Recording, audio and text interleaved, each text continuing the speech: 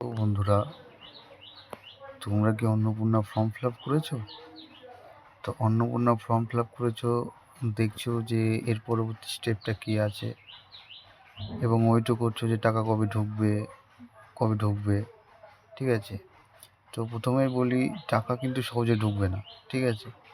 এই টাকা অ্যাকাউন্টে নিতে গেলে তোমাদের এখন যে লেটেস্ট আপডেট হয়েছে, সেই লেটেস্ট আপডেট হচ্ছে যে ফর্মটা তোমরা ফিল আপ করেছো, সেই ফর্মটা যে ওই আইডি নাম্বারটা দিয়েছে, সেই আইডি নাম্বারে কাগজটা প্রিন্ট আউট করতে হবে।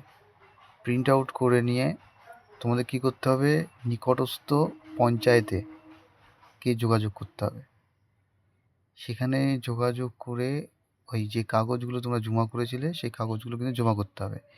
তারপরে তারা যদি ইনকোয়ারি করে, সেই ইনকোয়ারির সময় তারা এটা প্রসেসে করবে, ঠিক আছে?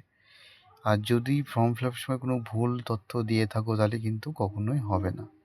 আর সবচেয়ে বড় লেটেস্ট আরেকটা হচ্ছে, যারা টাকা পেত এবং পাওয়া বন্ধ হয়ে গেছে, তারা কিন্তু অতি শীঘ্রই পঞ্চায়েত অথবা নিকটস্থ বিডিও অফিসে গিয়ে যোগাযোগ করো। ওখান থেকে কোনো সুরাহা হতে পারে। ধন্যবাদ বন্ধুরা, আজকে এইটুকুই ইনফরমেশান ছিল। যদি ভালো লেগে থাকে অবশ্যই আমার চ্যানেলটি সাবস্ক্রাইব করবে। ধন্যবাদ।